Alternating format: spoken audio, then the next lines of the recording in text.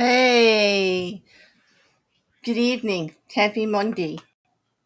Although that sounds like an oxymoron, happy in Monday, because everybody knows I really don't like Mondays. But it's good to see everybody, and it is good to have something very interesting to talk about tonight. Hey Grace, hey Mrs. C, how you doing? Nippy, good to see you all. Thanks for being here. I know, ooh, Monday, like this, I feel you, boo. I feel this one very much. You know, it very much a Monday, very much. But tonight we're going to talk about last week was the trial start for James Toliver Craig. You know, our poisoning dentist out of Colorado. And I've got a really interesting presentation for you today. I kind of switched things up a little bit on how I'm doing it. So I'm really want to hear back from you all. If you like it, if you don't, hopefully I can get a sound check. Hey, hey, Shill, happy have your computer back day. Yep, it's good to see you back. I'm glad you're functioning with your computer and all. I know that had to be rough to be without like electronics, like it's happened to me before. Thank you for the sound check there, Mrs. C. Oh, I'm not in Kick tonight. I'm just on Twitch and on YouTube. Oh, and I'm over there on I'm over there on X also. So I hope my voice isn't too rough. It was a little craggy today, but I wasn't going to cancel. I figure as long as you can understand what I'm saying, they'll just say I was a different person or something. I don't know, but as long as you can understand the words that I'm saying, I think I'm gonna carry on anyway. like this, regardless, regardless. Okay, let's see what I got here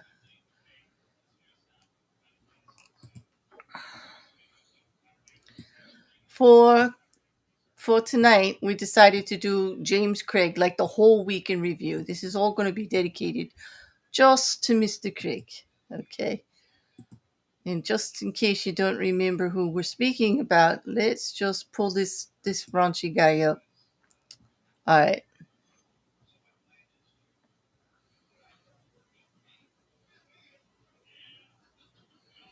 You know what? I had it up before and it looked so much better than it does right now. But okay, I think that's going to be big enough. Yeah, a new one, Mrs. Cassandra, like the new frog accent. Like it sounded like a frog, like it was a really croaky, you know? Yeah. So, anyway, Mr. Craig. Okay, very interesting. I know. Can we put something over his face? It's okay. I won't have his face up there for very long. Okay. Well, we're gonna go over the first week of trial, which was last week, well, July 14th through the 18th, um, in Colorado State versus James Toliver Craig. Okay. The first 4 days of testimony appeared in that week, and this is the murder trial of the former Aurora dentist James Toliver Craig. And it painted a detailed, largely circumstantial, as we talked about before, but increasingly coherent picture of a calculated poisoning plot, in my humble opinion. An alleged cover up, which the state is alleging through testimony of prison inmates and the daughters, and also attempted witness manipulation, the same. 41 witnesses are expected in this trial, okay, for the prosecution's case in chief. And the Friday before, jurors had already heard as of this Friday, they've already heard from 29 witnesses. I kid you not. We had 29 witnesses in the first week of this trial. They included treating physicians, digital forensics specialists, crime scene technicians, Dr. Craig's employees, his business partner, two of Angela and James's daughters, and also jail officials. because we've got like him doing crazy stuff while he was in prison. Okay. Their collective statements tie Craig to every element of the 6 count indictment. Remember, there are 6 separate charges on him, which include first degree murder. Number 2 and 3 are solicitation to commit tampering with physical evidence. He's got 2 counts of that. And he's got 2 counts, number 4 and 5, of solicitation to commit perjury. And in the final charge, number 6, solicitation to commit first degree murder. Okay, against someone else after already being charged with Angela Craig's murder. He then allegedly attempted the murder of the lead investigator in the case, Bobby Olson. So let's just take a procedural snapshot and just say that Monday was when the jury was finally sworn in, and we had opening statements. And I put out a video already on opening statements, and they were pretty good. The prosecution led opening statements by Mr. What was his name? Ryan Brackley. Okay. Did a pretty good job trying to draw a line from the timeline on exactly what happened. Remember, circumstantial case, and I say circumstantial because there are no eyewitnesses to the poisoning. There's no confession, there's no video of him actually poisoning her, you know. So it's circumstantial in that line, but they got plenty of evidence that kind of leads 1 to 2 to equal 3.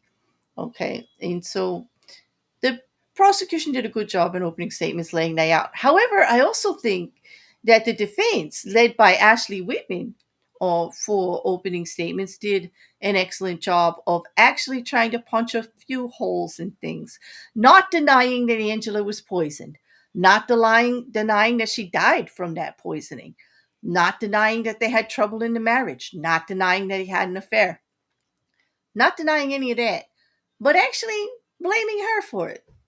Perhaps she took her own life because of the troubles in her marriage, and she was so depressed. Also saying that once the detectives started investigating, they single-mindedly only went after Mr. Toliver. Mr. Craig, James Toliver Craig. Only went for him. They didn't look at any other suspects. Well, of course not. He ordered the poison. He had people coming out of woodwork to say they thought he was doing something bad. No wonder they looked that way, but hey, it was a good defense. That's what the defense is supposed to do, you know. But seriously, that's how the day opened on Monday. On Monday, I kid you not. I kid you not. So, hey, Maggie, thanks for joining us. Good to see you. So let's get down. I've got an interesting way to present everything for you today. Let's start with the second day of trial, which would be the first day of testimony, actually, on July 15th, Tuesday. And on July 15th, I call that the day that they did the medical foundation and the opening statements. We just talked about that. They finished jury selection on Monday, and then on Tuesday, we went forward with opening statements, and right afterwards went right into the witnesses. Okay. And these 4 witnesses, these actual 7 witnesses for the day, were all medical related. Okay. Dr. Ashley Alpano Pecco from the ER. Their core testimony was about Angela arriving on March 6th with the dizziness, and toxicology wasn't ordered, recalls the husband's concerns, yada yada, all of this. And that testimony was relevant to the charges, and this is how I'm going to lay it out. The witness, the core of their testimony. I'm not going to go back and forth with they said this, and then that one said this, and the other one said that, because we don't have the bird's eye view inside the courtroom for this one. I can give you links, and I will, to several of the day's testimony that someone on Twitter, or X rather, was actually breaking down, like, as each one said everything. I can give you links to find all of that, and I'll pop them in the chat periodically. Well, basically what I did was go through all of that testimony and just give you the nugget. like how it's going to relate. Because I really think when examining this one, it's interesting just to get down to the core elements of it and look, like we've done a couple of other trials, look at how it relates to each charge, to see where the jury might come or pay attention to each charge and whether that charge would be for guilt or not guilty, and do it like percentage like we did before. So I hope you'll all follow along with me in line. And hey, I'm open for your comments. Hit the back of the video. Tell me if you like it, if you don't like it, what you like about it, what you don't like about it. I'm open. Okay. This is just, to me, it makes sense to kind of do it this way if we can't be in the courtroom watching it ourselves and going back and forth with the he said, she said stuff. But okay. So Dr. Ashley Alpano Pecco, okay, the ER doctor, that actual testimony established the onset of this mysterious illness that Angela got out of the blue, out of the blue. Supports premeditation timeline because, well, he was saying that he was focusing on the fact that they should be checking for poisons, but no, he never said it like he said it, because the ER doctor actually testified to it that no toxicology was that he was there, but he never gave pertinent information to them about anything in regards to it could possibly be this, that, or the other thing, even though after the fact he said he did, to investigators. Okay. And then there was Dr. Arthur Levine, and he was the cardiologist. It was not a cardiac cause. He cleared her for that on March night. Symptoms were inconsistent with heart disease, even though she's having palpitations and weakness, but she had nothing wrong with her heart. Rebuts the defense's suggestion of a natural death, which they did put out there, that perhaps this was just, was just Angela's time. Hardly. She had a little help. Okay. Nurse Daniel Andrews. Standard suicide risk screening. Angela denied self harm and ideation. This was because, okay, they thought maybe she took something. James Craig, in his defense, are saying that Angela was depressed. She was suicidal. She did all this to herself. She went through numerous screenings at the hospital in regards to self harm. They, of course, screened her for it. She consistently said that she had no thoughts like this. There was nothing of the routine things that she could have taken in her system that she had access to poison herself for overdose. Okay. She did not have that. Okay. And then there were four additional treating clinicians that all grouped together because they were very short. Okay. Whole bunch of people in and out of the ER and when she was admitted, and that they could not diagnose um, what was going on with her. They were baffled. They were just could not. They ran a battery of all the routine tests. But then, because cyanide and arsenic tests are not routine, and we know from the evidence that's going to be portrayed, or what we've read about so far in the files and the motions, is that there are Google searches and the ordering that prove that James Toliver Craig knew this. He specifically searched for it. What poisons cannot be found right away? What poisons don't show up in an autopsy? What poisons are the best that can't routinely be found? Okay. And he chose those poisons, allegedly, the prosecution states. Okay. Well, those four additional medical personnel, they actually showed concealment of the poison, adding deliberate element. In other words, he knew that she would have had access to this poison because he had it shipped to the house, but he never mentioned it. If he knew that 3 days prior to the first day that she fell ill, if she was so suicidal, if she was so depressed, and she would poison herself, why did he not mention to them that there was cyanide available to her? Why did that never come up? Why did he never suggest the toxicology for it? Hmm. Very, very suspicious. Would you agree? I agree. So sus. Hey, book lover. Nope, Mrs. Cassandra, he didn't clear his cookie cache history. It wouldn't have helped anyway. These forensic guys, they're geniuses, man. They would have found it, you know? Totally, totally. And thank you, Mrs. Cassandra. You're right. With all this amount of witnesses, if I went into the actual he said this, she said this, we'd be here till next Friday. Like just doing the review, actually, you know? So all right, so that was day one, and it was quite exciting. And it showed how the prosecution is leading into this from the timeline, from the get go, from the very first moment she got sick, day by day by day. We're going to go through point by point what happened on the timeline. Okay, so for us, we're going to jump over now to day 16. Okay, in for day 16, on these witnesses, we had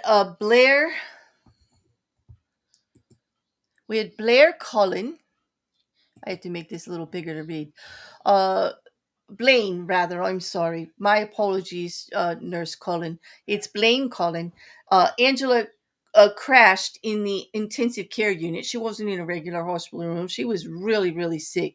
This was on March 6th, okay? 6 days after she first presented in the ER with illness. Now, according to the timeline, she comes into the ER, she gets admitted, she gets treated, she feels better, she goes home. A couple of days pass, a day or two, she gets sick again, she comes back and gets admitted again. Okay. Well, Craig alone in the room moments before when her vitals plummet. Now, this is key. Okay. Dan, this man, Dr. Craig, showed up at the ER in scrubs so it wouldn't be suspicious. Oh, and she crashed right after he visited her. Did he, according to the prosecution, poison her again while in the ICU, while in the hospital? How diabolical. I mean, was it taking too long? According to the prosecution, that was his mindset. It was taking too long because he was having an affair with another orthodontist and he wanted a new life. And that orthodontist was going to be showing up within the week. And he wanted Angela to be out of the picture because he had misled this orthodontist a little bit about what was going on in his relationship. Angela knew about the affairs, but thought that they were working on saving their marriage. They had children together. She's a Mormon. She didn't believe that they should just separate over the differences. Okay, and he's cheating. She wanted to keep it going. Was she depressed? Not according to friends, not according to family. She had plans that she made. She had things she was looking to forward to. She had hobbies she was interested in, and she loved her children. She was active in their lives. She didn't sound like someone just so distraught over him that she would end her life. Because of this testimony in relevance to the charges, it's circumstantial evidence that Craig administered a dose in the hospital. Intentional, the big M word, murder. The next witness, Caitlin Romero, was the office manager. Now we leave the hospital and we talk about things that were happening at the dental practice.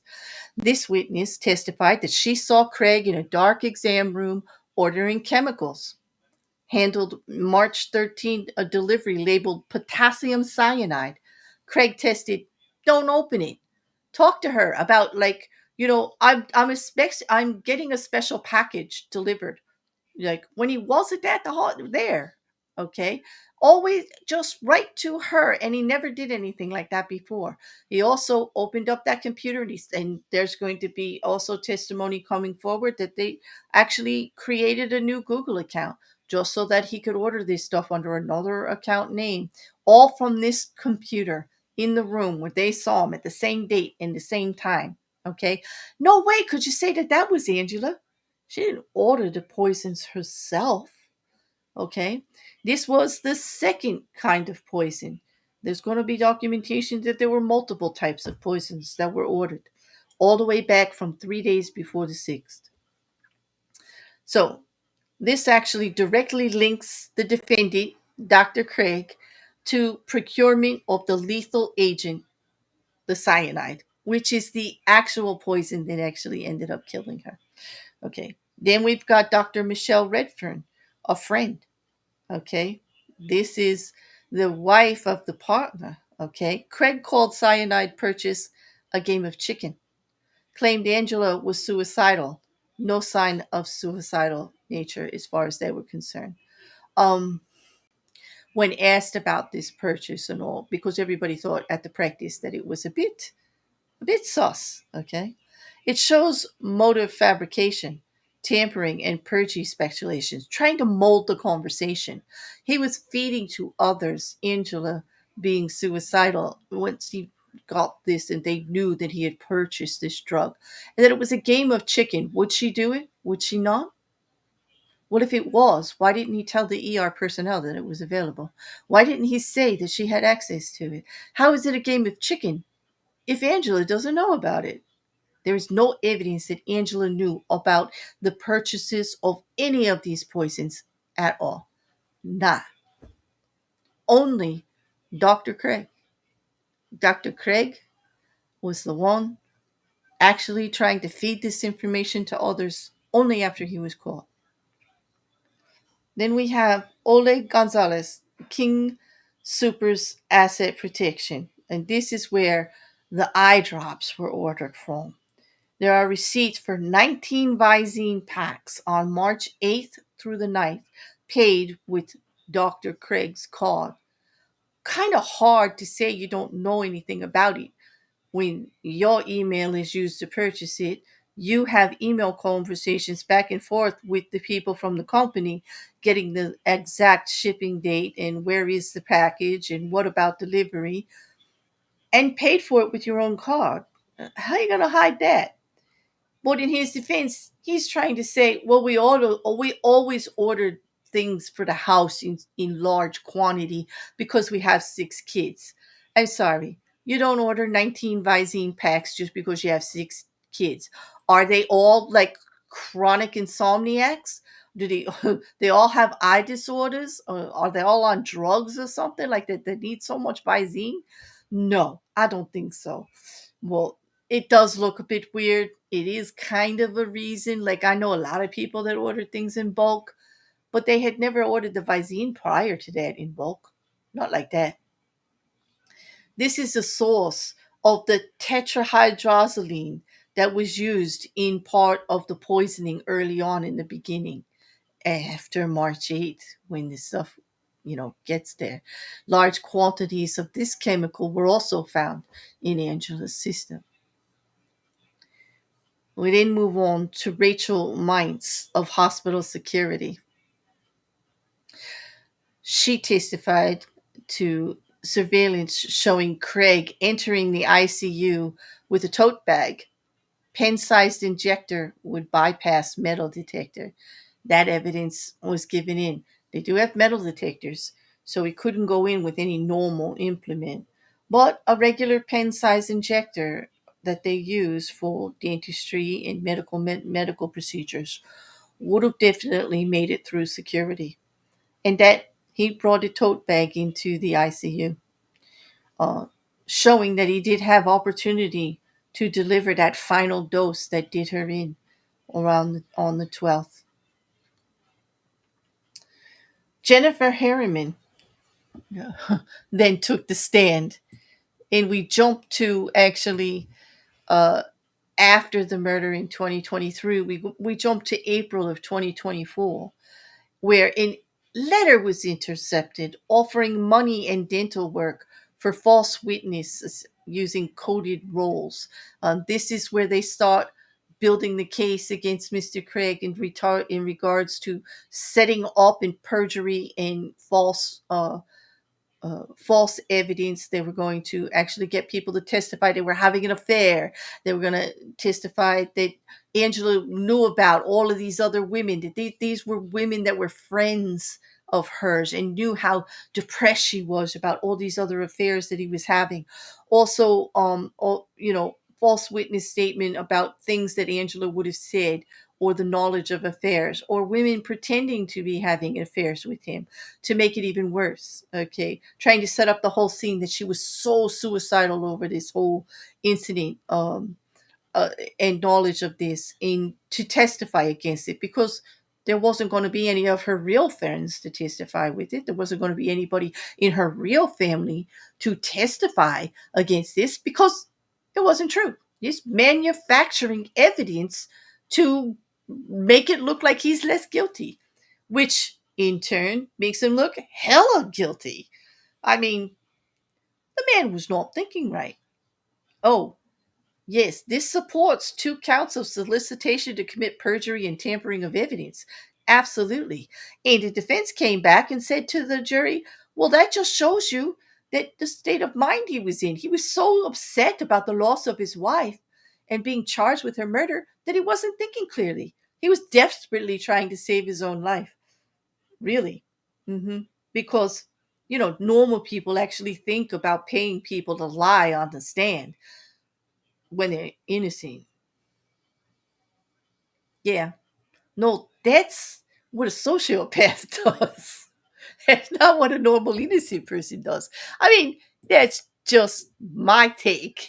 I don't know about you guys, but that's just my take on that. Like, that's not exactly what a normal innocent person would do. Welcome, Charlie. Good to see you.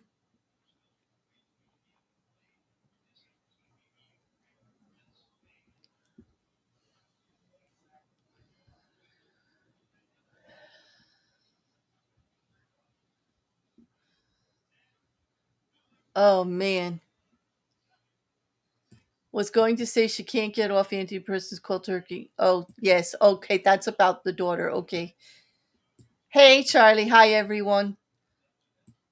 Catch up, Charlie. It's a good one tonight. Okay. It is definitely what a guilty person would do, Mippet. Absolutely. Absolutely. So that definitely supports the perjury charges there. All right. Let's move on to now. Let's get to Thursday. It's getting good, right, guys? I mean, they're doing a bang up job of putting just drawing the line of all the things that he did. It is a multitude of different types of witnesses is coming through. The next, we have the lead investigator in the case, Detective Bobby Olson. And by the way, this is the actual detective that it is alleged that Dr. Craig tried to get an inmate to hire someone to, well, put an end to Bobby Olson's investigation of the case and an end to Bobby Olson in general. All right. Well, Bobby Olson, this detective, is the one who sees the phones, the exam room computer, the credit cards, all of that. And Bobby Olson took the stand to establish the chain of custody for all the digital evidence and charge for the charges of tampering and all of this stuff. Okay. And then Mr. David Lee, a U.S. Secret Service agent for digital forensics, took the stand and stating how he pulled data from those phones in the Dell PC, verified the Jim and Waffles email account that was created. Okay, and this identifies Dr. Craig trying to create an alias used to buy the poisons on the computer at home and also in his office on a work computer. Then Cassie Rodriguez takes a stand. Okay. Um and Cassie Rodriguez um worked in the dentist office, and Dr. Craig was emailing her specifically. She handled the cyanide order, the Gmail and pickup request raised red flags. Like he was going directly. From Midland Scientific. He was going back and forth. They had questions on why he needed this cyanide like right away. He wanted it right away. He wanted it he was going to go pick it up himself, actually, to not delay the delivery of it. Okay. Then Ashley Donahue, the warehouse manager for Midland Scientific, Craig showed up in scrubs asking for storefront. uh, asking for storefront day after the order, just to go back and forth in regards to when it was delivered and and all of that. It actually showed the urgency consistent with the murder plan, that he needed it on a specific time. He couldn't really wait. Okay. He had interactions with everyone from Midland Scientific, and they were memorable interactions. They raised red flags. These employees were like, this guy is not acting right. Like, why is he so adamant? Like, he's like, he's like standing like a sociopath, practically sweating in front of them trying to get this stuff in, but nothing to see here, right? Like, no, that's just normal for a dentist to say, I need my cyanide and I need it like right now. Like, really? Like, what are you up to, dude? Like, what's going on? It's only a couple of days, okay? Um, and then Darvin Harnell from the crime scene tech, actually, who did scene, when they investigated the home and everywhere Angela was because of how she died, there's this mysterious illness and it's very suspicious. It Crime scene photographs were taken at the home, and they photographed smoothie shakers, clindamycin bottles, RX by Dr. Craig, that the dishwasher had been run, stuff like this. There was physical evidence of the delivery vehicle of the poison, just showing that all of these elements were present in the home and that some cleanup actually did happen. Okay. Um, Prior to this, that we already know about text messages where he admitted to making her smoothies back and forth, and all the time when she was telling him she wasn't feeling well, and he was like, "Well, what's going on?"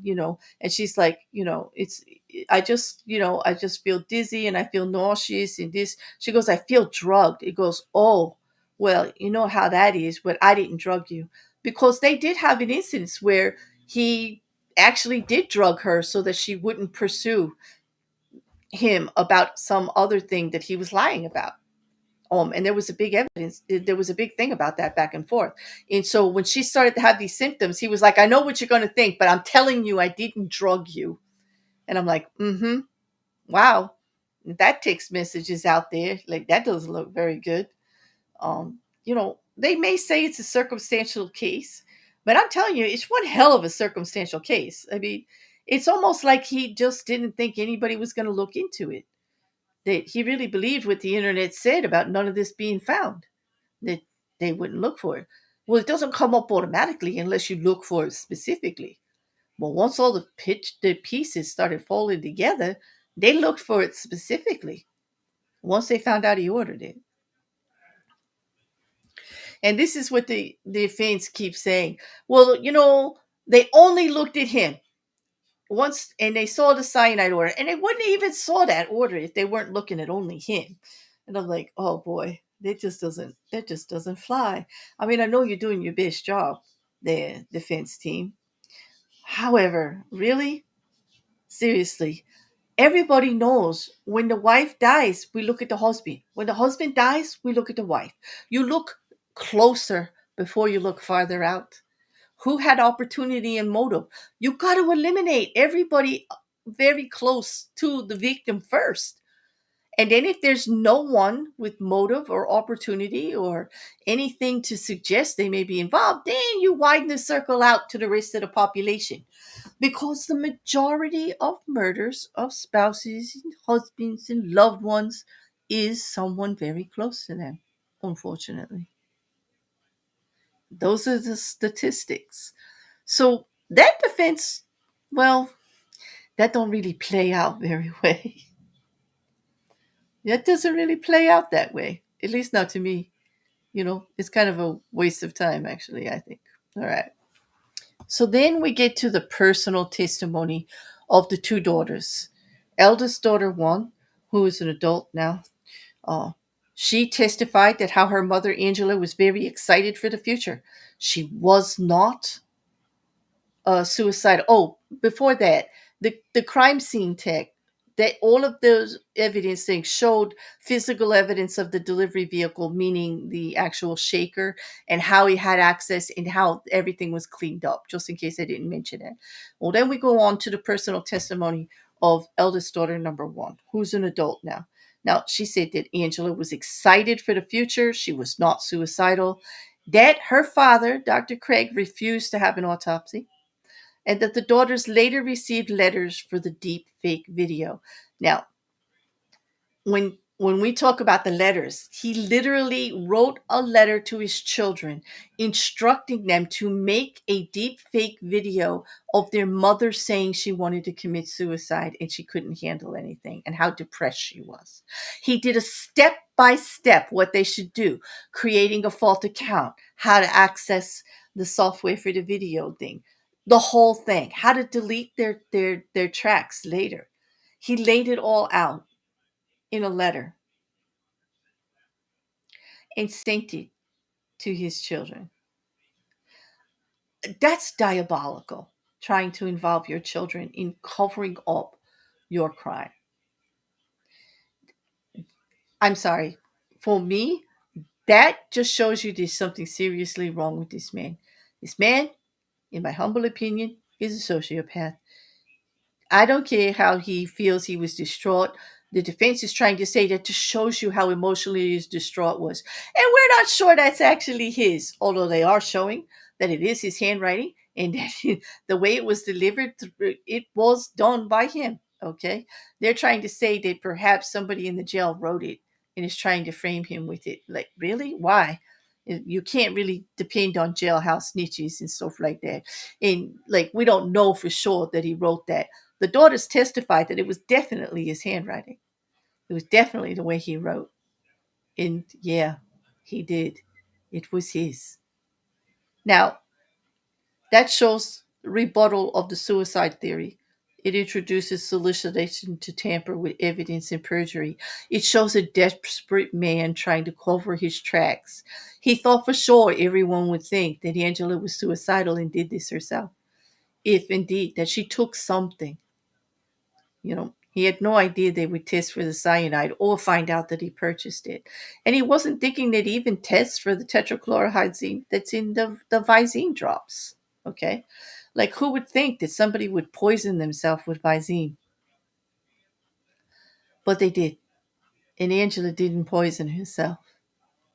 The only one making those smoothies every day, confirmed in the text messages back and forth between Angela Craig and Dr. Craig, was Dr. Craig. He boasted to everyone how he made her smoothies every morning.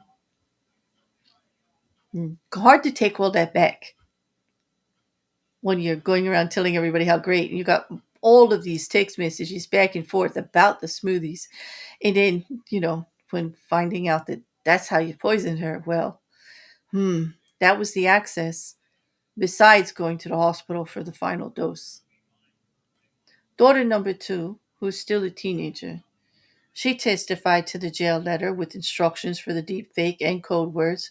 Craig asked her to bail inmate Jonathan out so that he could help with falsifying some of this evidence, trying to get her involved in his plot to take care of all of this by actually becoming part of it by bailing this other inmate out. This shows both elements of the solicitation charges and also the murder charge, because Jonathan was the one instructed to carry out the attempted plot against Detective Bobby Olson. It's just diabolical. This man, I just cannot with this man, you know? I know. How could he even put his kids through that? It's beyond. It's beyond. I like this, Mrs. Cassandra. Idiot. I'm not guilty, but I'ma act like it. Exactly. I get what you mean. Hey, I'm so darn innocent, but here it is, I doing all these acts that make me look so damn guilty. Like that, I'm just gonna even just step in it even more and make it even worse for myself by trying to cover my tracks with all these illegal acts. Okay, this is definitely someone who's just not thinking clearly. I get that, but not thinking clearly like they're so upset because they're so innocent. Like not thinking clearly because they are really a criminal sociopath. Like they're on the criminal element here. Doing wrong is how they think they're going to get out of it. Getting out of a marriage by murder is not exactly normal.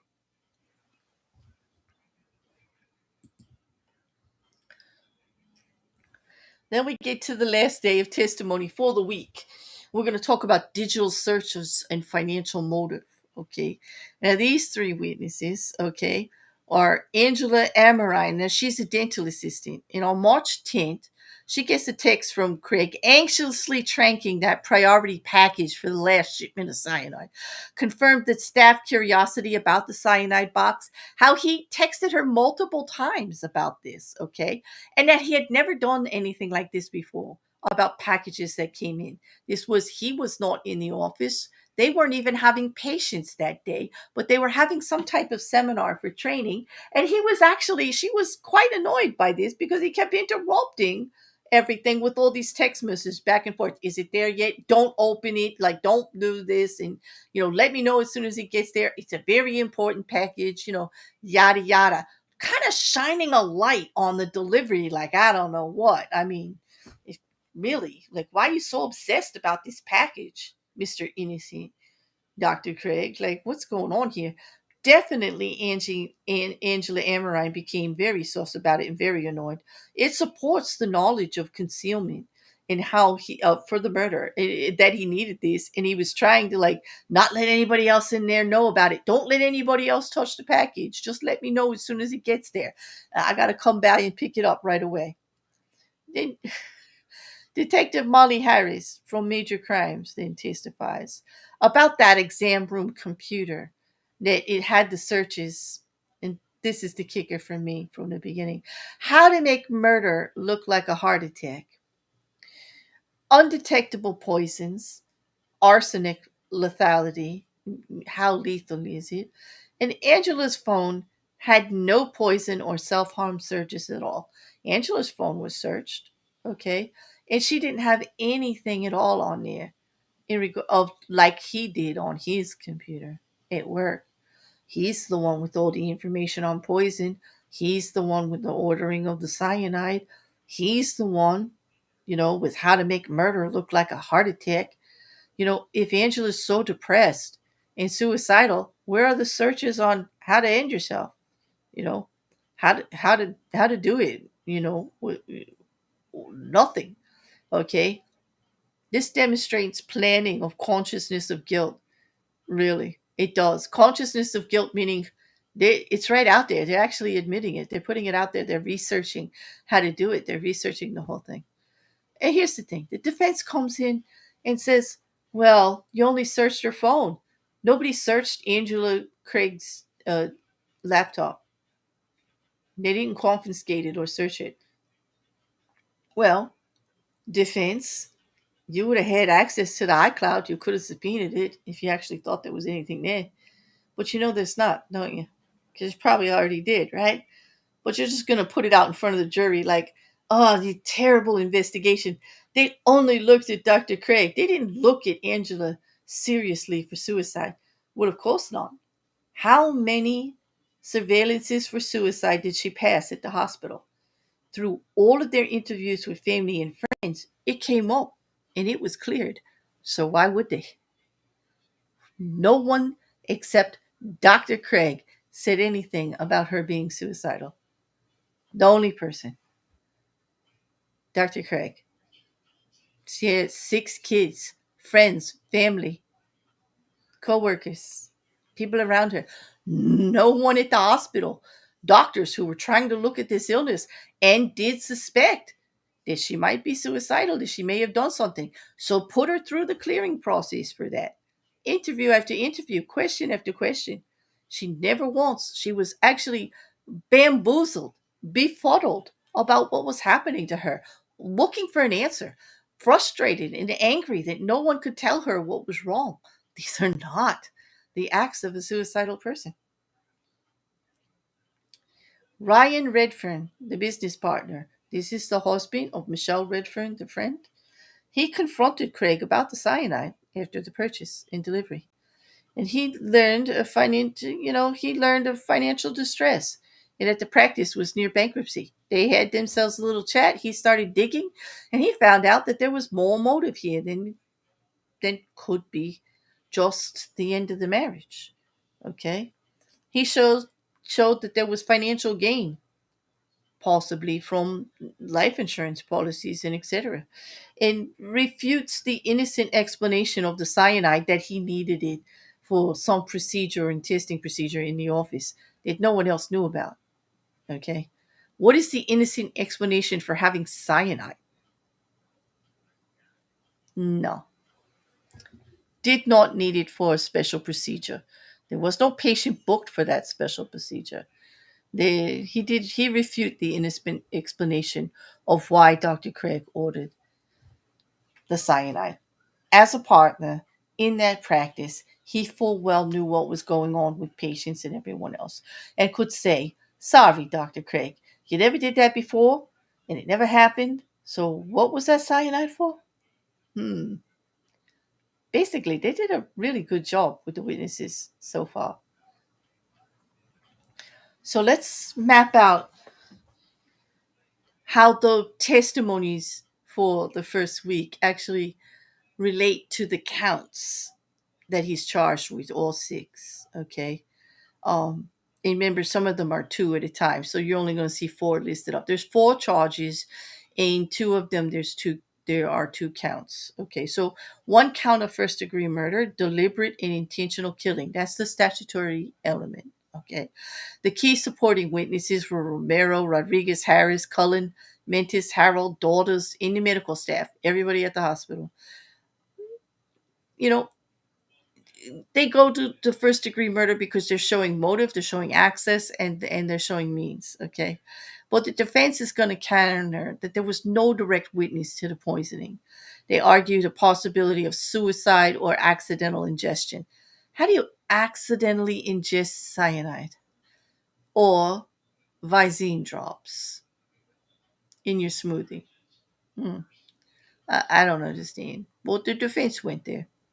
Solicitation to tamper with the physical evidence, two separate charges on this. Okay. He requested another to alter, destroy, or fabricate evidence. You know, the key supporting witnesses was daughter number two for the deepfake, and Harriman with the coded letters from the jail, all the key words and everything like that. Okay. The defense is going to question, though, the authenticity and of the letter. Was it really Dr. Craig who wrote it to the daughter? Well, who else? The daughter says it's his handwriting. The daughter says she talked to him about it. Yeah. Who would say the authenticity that it's not true after that? And then they're going to go and attack the people in the jail, the other inmates, because of they are inmates, the criminal element, to jailhouse hearsay that perhaps none of this happened and they're all trying to make deals, and we've got credibility as an issue here. Hmm. Same with solicitation to commit perjury rather, two counts of that.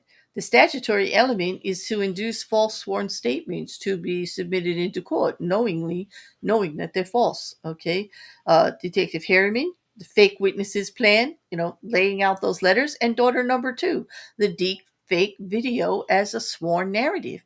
Okay, these key witnesses are saying, "Yep, here it is. Here's the written evidence. Here is the actual way that he tried to do this." And again, the defense is going to say that it's overzealous interpretation of the facts by the prosecution because they're only looking at Dr. Craig, and that there's actually no actual perjury occurred because these it was thwarted. Daughter number two refused to do it, and Detective Harriman testified that the fake witness plan fell through because it was discovered through jailhouse mail and questioned to the inmates. And then the inmates actually gave to, when confronted with actually going back to jail or actually having more time added, they actually confessed to everything that was going on in the plot. So it didn't actually occur because it was thwarted, but it was intended. It was intended.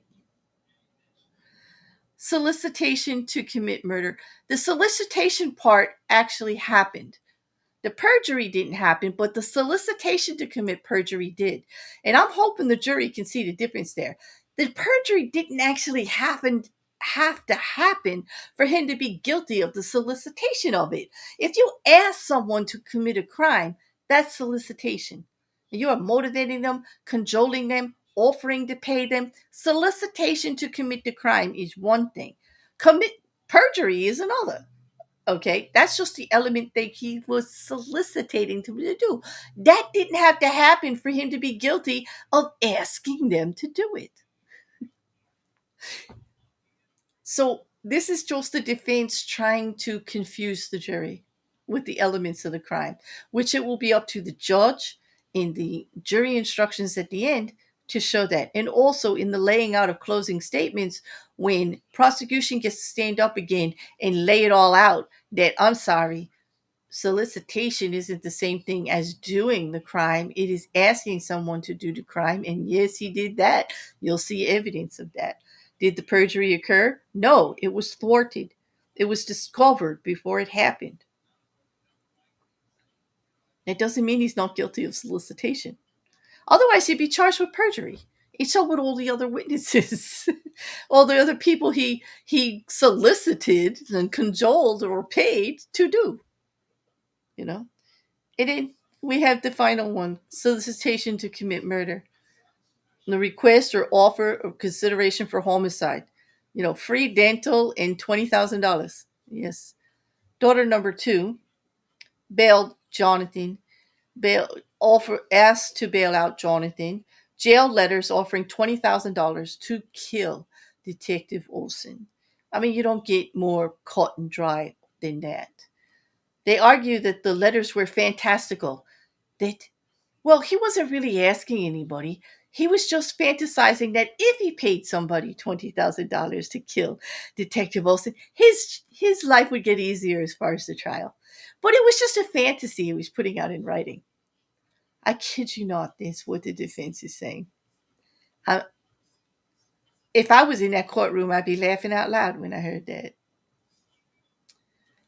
But it does rely on inmates' testimony, and inmates are not necessarily credible because there is some profit for them to get. There's some gain for them to get in regards to a more lenient sentence or some kind of privilege if they come forward. It's not often that you could say that an inmate is just trying to do the right thing.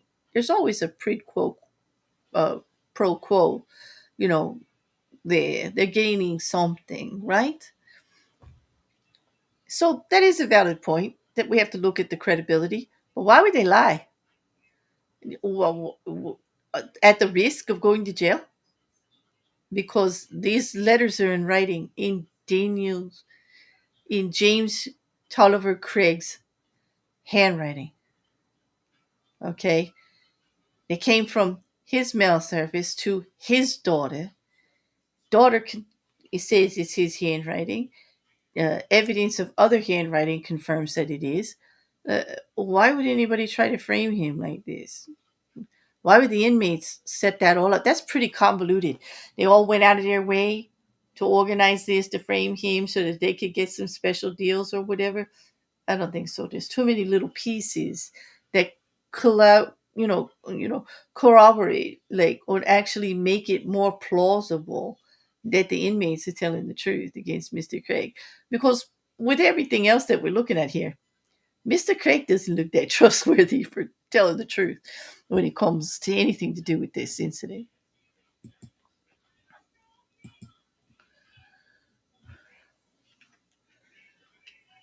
Okay. Before we talk about evidentiary strength, let me just check the chat. The poison just dropped into the blender. Yep, it got there all by itself. Is this the one his lawyer set his own house on fire? No, that lawyer, actually, Mr. Workinger, actually was dismissed from the case. He asked to be let go. So right before jury selection and everything, around July 2nd, he was let go. But his wife, Lisa Moses Fines, is one of the defense attorneys. The one that's doing a lot of the talking, like the one who did opening statements is Ashley Whitmer, and she joined when he dropped down, like so that there was enough attorneys there. But no, the man who tried to burn down his house, is not representing him in court anymore.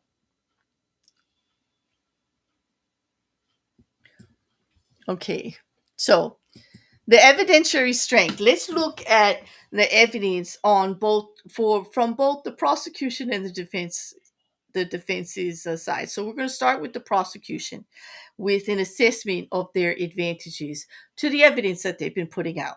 So the forensic breadth, they've got digital, pharmaceutical, financial, and medical data that all triangulate Craig's actions. They all fit together to piece together the story or the theory that the prosecution is presenting of the crime. When you have it triangulated like that in multiple pieces of it all supporting each other, circumstantial evidence becomes pretty profound, at least in my opinion. When you can conform with digital forensics, time and place, and words that are said that all confirm pharmaceutical purchases in evidence in somebody's body, and then the financial evidence of it being purchased, and also the stress um, that is happening within the actual business of the dental practice itself and at home. Okay, and the medical data of the case itself of Angela's illness. Okay, all of that is triangulating into a time frame, a very tight time frame, and all pointing to each other. Like they're all pointing back and forth to confirm each other and collaborate his actions. Okay, the pattern of evidence: multiple poison orders, eye drop purchases, and victim symptom recurrence strengthen the deliberation theory. In other words, the purchase that happened just a few days before her first illness. She goes into the hospital. She gets all cleared out. She comes home, and then in a day or two, back again, more poison added. Listen, she'd come home with no cyanide in her system. She end up back in the hospital with a cyanide in her system. Now, here's the thing: even though they didn't do toxicology on her while she was alive, all part of all of the blood samples that they were taking the whole time were saved. So they were able to go back and run the tests and prove when cyanide and chemicals were in her body and when they weren't. So this is why I say she would go home clear and she would come back with it in her body again. Meaning it doesn't happen then in the hospital. It's happening when she goes home. Whatever is happening to her when she goes back home. And she's getting re-sick and coming back in. That's the poisoning. Okay. And then they clear out her system. He visits. And the very next blood draw after he visits, there's cyanide in her system. This is why they say that they are pretty sure that he gave the final dosage of cyanide while she was in the ICU because it wasn't happening fast enough. The day he entered the ICU in scrubs with a tote bag at hand is when, because they have the blood evidence to prove it. They have consciousness of guilt. The deep fake and the hit for hire letters show post crime intent to obstruct justice. Innocent people don't go out of their way to commit a crime to prove their innocence. That just doesn't make any sense. I'm innocent, so let me go out of my way to commit all these crimes to prove that I'm innocent of that crime. It's not how it goes. That's not normal thinking for an innocent person. It is, however, pretty common for a guilty person to act like that. Let's go on to the defense's leverage. Now, for the defense, with the evidence, they say that there's no direct observation of dosing. Nobody caught him doing it. There was no pictures of him putting powders into her smoothie.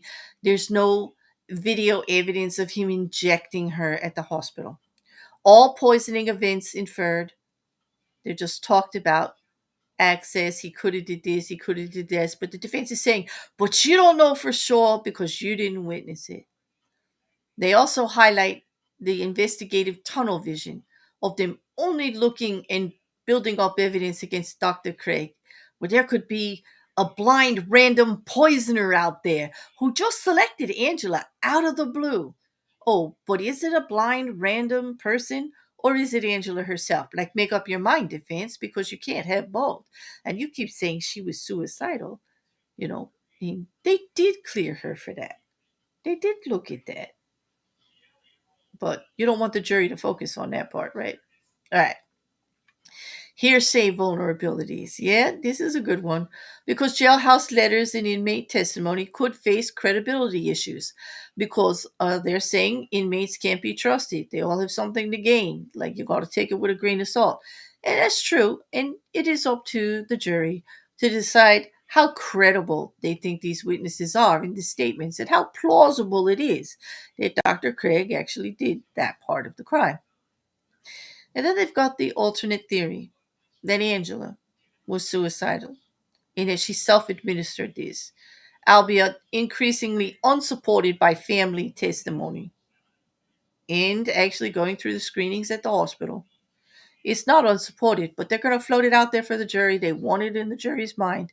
Repeatedly said it that she was depressed, that, the marriage wasn't going well, and she wasn't really happy about it, that she wanted to stay in the marriage. Hey, Pete. Good to see you. Hey, hey, hey. I always like to say hey to Pete. I always like it when you're cruising. Okay. So now, the defense's strategy outlook. Okay. They're going to challenge the digital chain of custody, suggesting that others had computer access across an IP attribution because the computer that he used to order the cyanide was a work computer on a multiple computer IP address throughout the practice. Okay, reasonable to go that way, but he did create on that computer the new Google account. And he did do it in the dark, and there is an eyewitness that saw him to time and date to when the orders were placed. Kind of making it couldn't have been anybody else if somebody else actually saw you particularly doing it. But hey, they're going to try. Mental health framing. Portray Craig as a broken man, acting irrationally and diluting the intent. Like, he's acting like a crazy person because he's so distraught. Like, he's so upset about all of this because he's innocent. So he's not acting right. Acting like a guilty person because he's innocent. I don't know. That's not flying with me. But I mean, it might with the jury. I mean, he's not acting rationally. He's a broken man. His marriage was upset. He had multiple affairs. He's obviously unhappy. Some kind of midlife crisis. He's got pressures at work. He's just not feeling right. You know, that's why he's doing all this crazy stuff. But he didn't really do any of it. It's all a fantasy. Question the cyanide purchase, the purpose of the cyanide. Assert that suicidal Angela or dental seminar use needs corroboration. Remember, he's trying to say he needed it for some special application of a surgical procedure, and it was like full kind of a dental seminar, which his own partner in his practice cannot corroborate. Says, "What the hell are you talking about? We don't have anything like that set up." And here we are having the dental seminar. You're not part of it. What'd you need the cyanide for? Dude, yo, if you're going to use your practice, as part of your alibi or part of your actual scenario to cover up your crime, maybe you should make sure that everybody's on board because nobody in that practice was on board with any of this. Everybody's testifying against you about you being sneaky, about you acting out of character, about you being so sus about this purchase. Like, it raised red flags everywhere, not only in your practice, but where the company you ordered it from. I mean, dude, like, here they are talking about the broken man syndrome, acting irrationally. Like, yeah, he was, even before he finished the deed. He's acting like he was doing something wrong and trying to cover his tracks. And then they're going to discredit the jailhouse evidence by hearsay. unreliable inmates incentives, meaning they're going to get something out of this, something with their term. They're, not going to have charges pressed against them for having these conversations or being part of this plot. Of course, they do have something to gain. You know, uh, that doesn't mean it didn't happen. That doesn't mean they're not that they're lying. Well, there will be a slight credibility issue, and it's going to be up to the jury to weed through that and put as much weight, you know, how they feel about it on it. It could go either way there. I do agree. Well, so let's look at that witness credibility. And this was a little fun because I did then ask one of the AIs to help me create a matrix for this. So, in regards to and this is the number of witnesses when it says number heard, okay? So, in each category of witnesses that we heard for the first week, I kind of broke it up, and there were 11 medical and forensic witnesses, okay? And the impeachment risk for these is pretty low because they're professionals, they had records, they were speaking about what happened during the case. It's going to be pretty high, pretty low chance of the defense being able to impeach them on the expert witnessing, the expert testimony they're giving, or the actual occurrence of events that happen when there's all of this reporting and all of this medical and forensic data to actually back up what they're saying. So the net impact is pretty high because it's objectionable data. It's pretty solid there. The defense isn't going to have much of a chance of knocking out the credibility of the medical and forensic uh, evidence, although they tried. They tried for certain things, about like not looking at the other computer, people having access, and also just throwing it out there that maybe they didn't investigate Angela's suicidal tendencies enough. However, the medical record of the events actually challenged that because it is documented well and throughout that multiple medical personnel had addressed that issue with Angela. Okay. Then we have the six Dr. Craig employees of the dental practice. Now, that impeachment risk is moderate because of prior rapport with the defendant. The defense could actually say, well, you're just prejudiced against him because you don't like him. Or maybe something happened. He didn't promote you. He didn't hire you. You had a disagreement, whatever. Well, the net impact to the jury is pretty high as far as credibility because the people you work with have inside knowledge.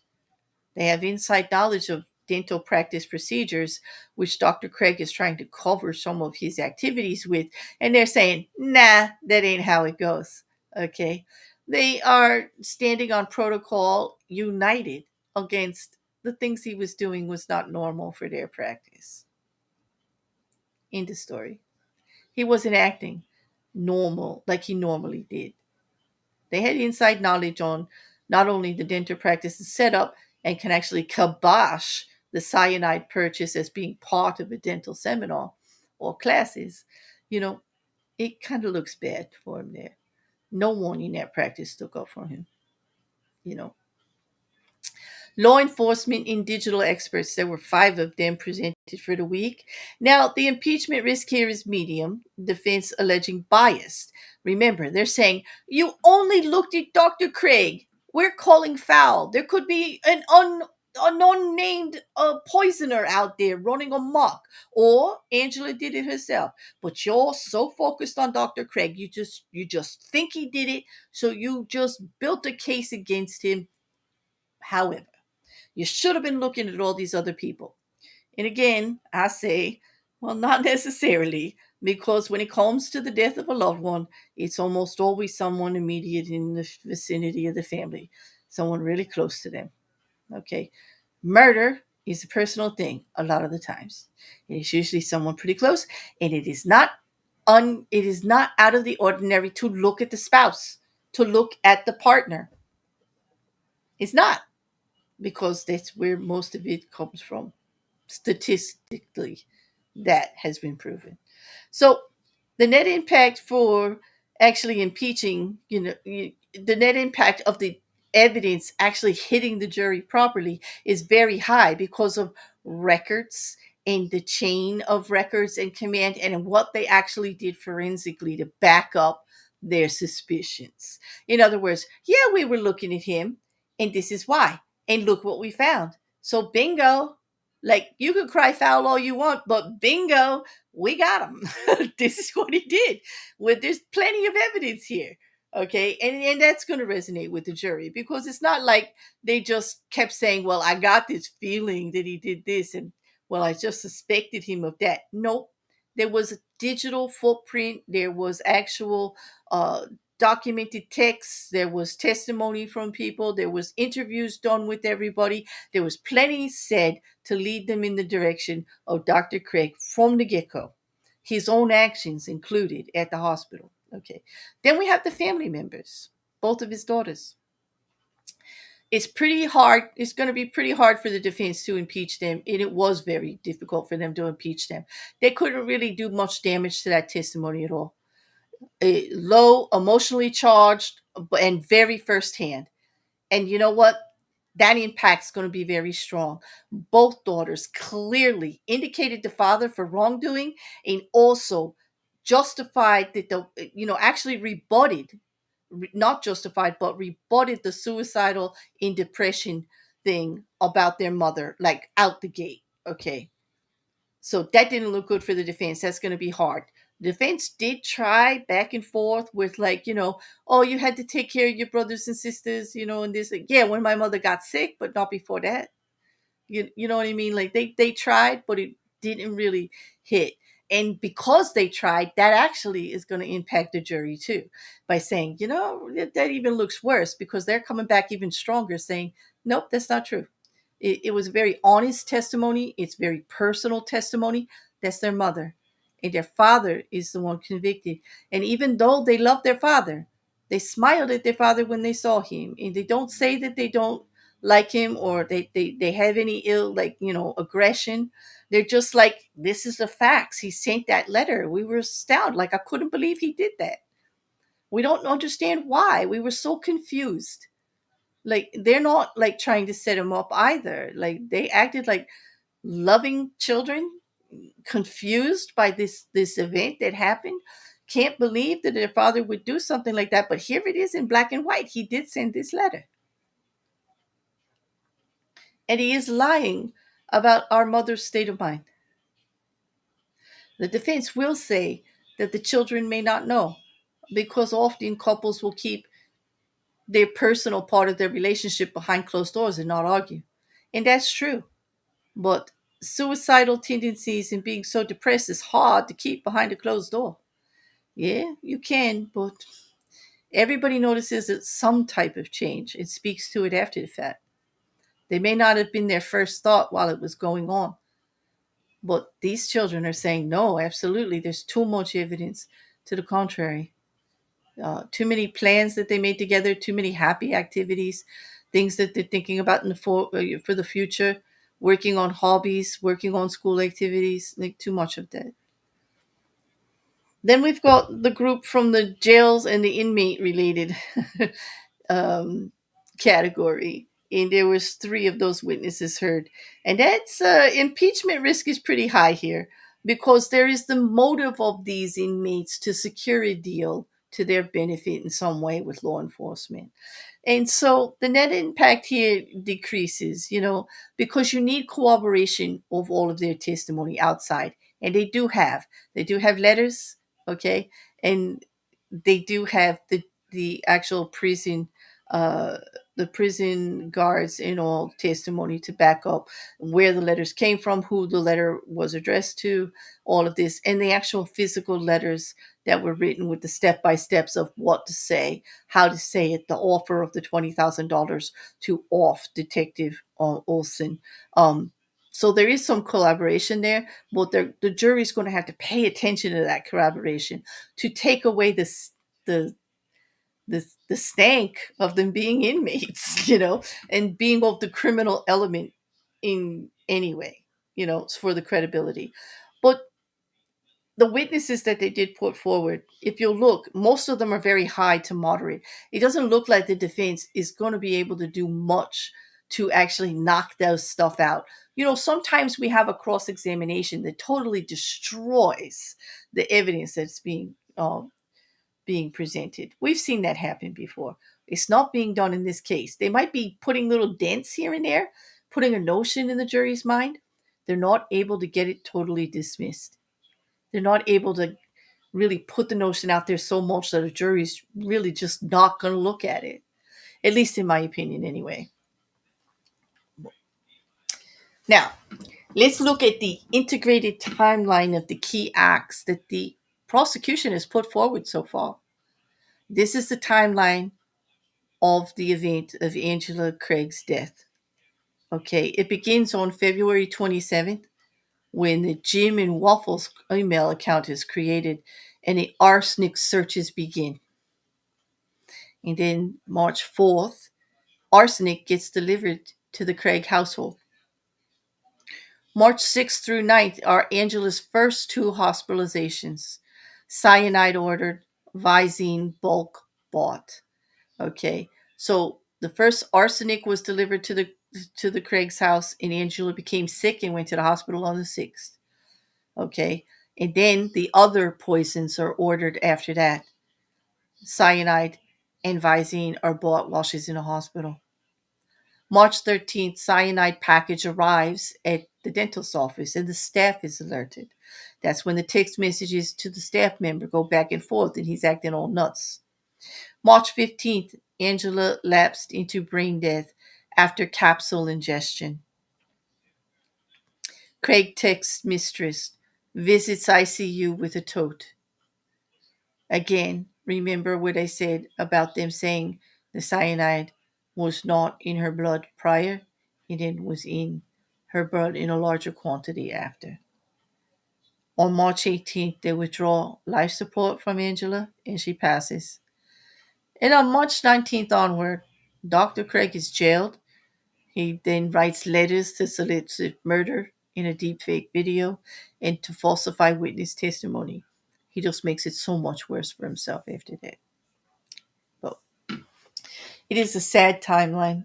What it actually, what really drew my attention is now it's coming out that they actually have the blood test from when she was in the hospital, and part of the samples are tested after the fact, after she dies, to prove when there was quantities of what poisons in her body. That and that is our update. Just evidence all over the place. I know. He did a really bad job of covering this up. He really did. If this guy gets off, I give up on the criminal justice system. You know what, Maggie? I was thinking that earlier. Like, as I'm looking at all of this evidence, I go, am I really that prosecution? I mean, I know I like prosecutors and I love the law and justice. I like the whole process. But I give defense attorneys credit too, don't I? Because they got a tough job. They really do. I mean, especially when there's all this kind of evidence, and it is their job to make you think differently about what's being presented. And that's not easy. So I do admire them. First of all, they have to put their best effort forward, even if they think somebody's guilty, even if they may know that they're guilty. Okay. They have to defend them so vigorously. Or they have to have such belief in the law and the balance of the system to do that every person accused of a crime is entitled to a fair and just trial, the best that they can get. And they've really got to put it forward, you know. They have to have true conviction to do that. And I admire that. I do. But in this case with Dr. Craig, I I don't have a doubt. I don't have a doubt at all that he's guilty. And the more that the prosecution lays out the test, and they've got plenty of witnesses coming next week too. The more that they put this all out, the more I'm convinced. Even though I don't have a single photograph of him poisoning a smoothie, I do have a lot of text messages where he makes his smoothies. And then I have text messages of his wife telling him that she got sick after drinking the smoothie and him acknowledging it, but never bringing it up in the AR so that they could even test the smoothie packages. Wow, right? Hmm. I don't know. I don't know. I'd have to say I'm not very unbiased about this. Although proving it, no matter what we feel about somebody being guilty, proving it is another story. And that's why I did the slides the way I did, to try to focus on what's actually happening in the trial so that you could see. Okay. Now, let me just talk a little bit about percentages of guilt.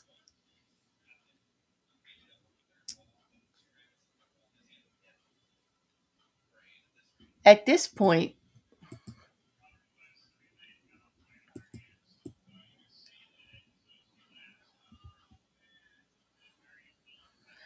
probability model of verdict at the week's end. Okay. In For this one, I would say, like, first of all, they are quantitative estimations that reflect cumulative testimony weight. In other words, testimony on top of testimony on top of testimony. Cumulative meaning putting it all together. Okay. And it's not final proof. Okay. It's an analytical projection. Okay. It's not a legal prediction, and it could change based on next week.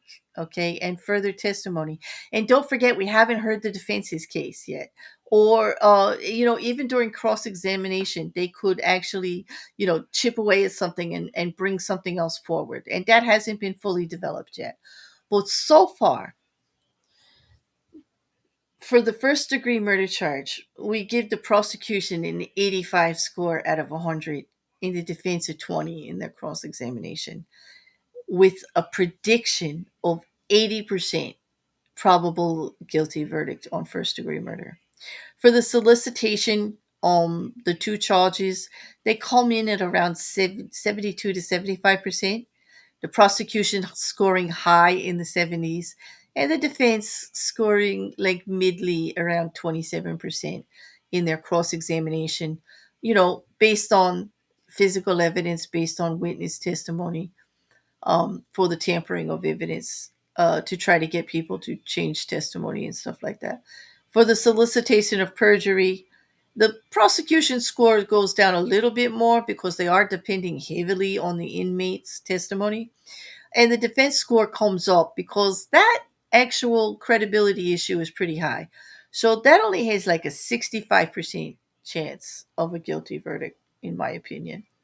In the solicitation of first degree murder of Detective Olson, the same. The prosecution scoring at about 60%, like they hit it.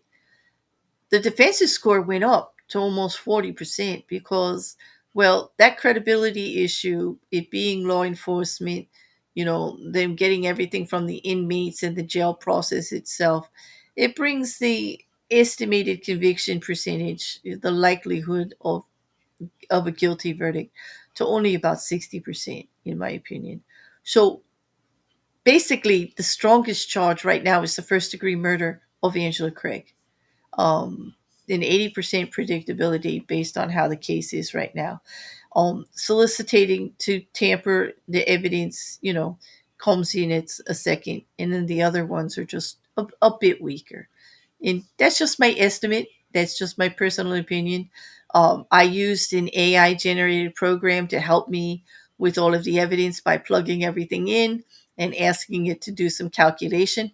And basically, not that you guys really care, well, these percentages are derived from the Bayesian scoring of evidentiary pillars, forensic, motive, consciousness of guilt, and credibility, which you saw me mention in all the other slides. That's how we broke everything down on predictability and credibility. Okay. So it was scientific and I had some fun doing it, but I probably bore you with it, right? You know. But anyway, that's how we did it, in all transparency. And I really do want to hear, what you think about presenting a case like this. Ooh, Mippet loves probabilities. Next time I'll show the table, okay? I didn't have the table up. Next time I will definitely show the table for you, because we're going to do next week the same way, to see if you guys actually like it this way, unless everybody complains too much.